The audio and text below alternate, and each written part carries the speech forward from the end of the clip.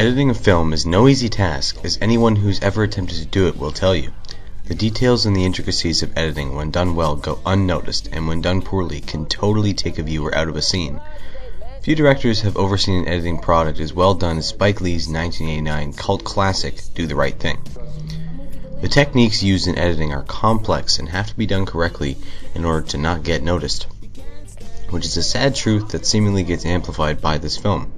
With its pioneering editing techniques, it is a film that I myself regularly go back to as inspiration for how to do it correctly.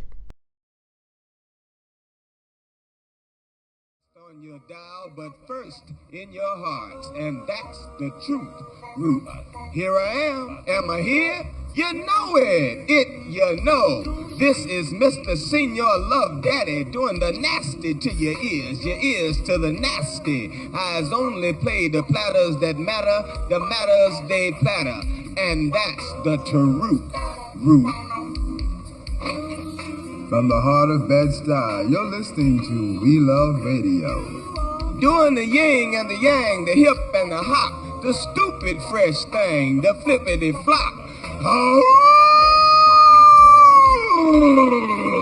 I have today's forecast for you. Hot.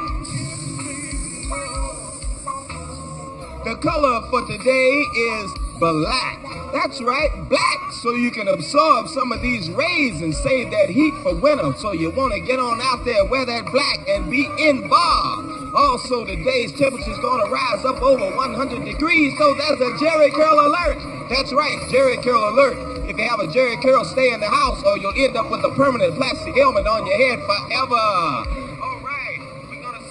Every scene needs an establishing shot, and more often than not, that scene will be edited so that the main focus of the scene will be the first thing that the audience sees. This is a way that editing can provide foreshadowing. By having the character, characters, or setting be the opening shot of a scene, it can establish for the viewer a sense of the interaction or events that's about to take place. The opening shot of Do the Right Thing sees Samuel L. Jackson's character, Mr. Senior Love Daddy, in his radio studio beginning on a close-up and panning up and out of the radio studio onto the street. The shot then cuts to Ossie Davis's character just waking up as life begins in the Brooklyn neighborhood that this film focuses on. You may not have noticed the transitional editing in this scene. The radio is used as a transition from scene to scene, becoming a motif in a narration of the film's events. Here, watch again. Have a Jerry Curl, stay in the house, or you'll end up with a permanent plastic helmet on your head forever. Already in the first minute of the film, there are the starting of the establishment of environment, the season, the theme, the setting, part of the plot, and the kind of characters the viewer will be seeing in the film. Your own place, you can do what you want to do.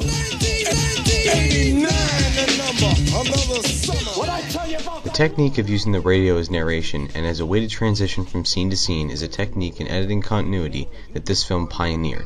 It is commonplace in other films now, but for the time no other movie had done narration like this, or at least not that I could find anyway. On top of using expositional narration in a way that had never been done before, the editing in this opening scene of the film works to develop a spatial layout of not just the scene but of the movie as a whole. The fluidity of the scene is maintained in how the panning out motion of the opening shot is mimicked by that of the following one by panning and zooming in on Ossie Davis's character. This is called a re-establishing shot, since it re-establishes the overall space that was seen in the previous shot. In transition, that is something that the movie as a whole does phenomenally well. In a broader sense, this is known as spatial layout, which is how a film establishes the space that it is contained within. This scene also uses panning out and in as a match-on action. This is done through carrying out the panning out motion of the establishing shot with Mr. Senior Love Daddy, to the panning in motion in the following shot with the mayor. Editing the film this way aids the viewer in not having to subconsciously reorient themselves.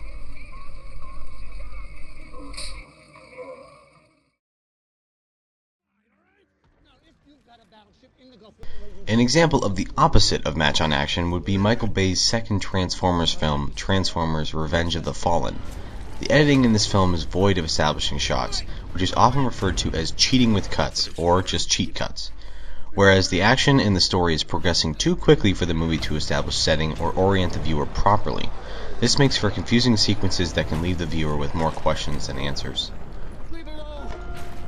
Enemy screwed him. 25.7 meters above sea level, 2932 north. Kill track 5205 the Target acquired. Killing track 2, 1, fire. Hold on a second. This is the problem. Did anybody hear what any of those guys just said? Enemy scrotum. 25.7 meters above sea level, 2932 north. Kill track 5205 the Target acquired. Killing track 2. Now this is an example of how Do the Right Thing does the right thing. Michael Bay expects the shoddy dialogue to just be glossed over because of the amount of action that he's pummeling our senses with. However, something that Michael Bay does to counteract this, and he does it well, is by using cross-cutting. Cross-cutting gives the viewer a godlike perspective and aura when watching a scene, as the scene may use quick jump cuts to make related storylines in different settings more cohesive as they are happening at the same time in movie time. Cross-cutting and jump cutting are commonly used in action scenes and scenes that elicit anxiety and suspense, which disrupt the spatial and temporal continuity of a scene, or make a scene with disrupted continuity more cohesive and coherent, like this clip here.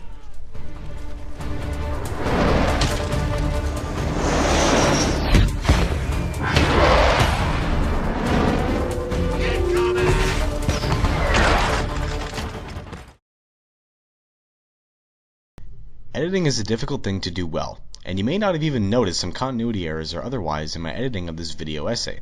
However, the point is that good editing is not something the average moviegoer consciously looks for. Bad editing may be what made a moviegoer not like whatever movie they were seeing, and they may not have even known it. Do the Right Thing consistently strings together a story that deals with touchy subject matter through smooth editing of continuous shots, transitions, and dialogue. Spike Lee wants to bring the story and the film's message to the forefront, and without good editing, I don't think he would have been able to pull it off. Next time you're watching a movie, pay attention to the editing.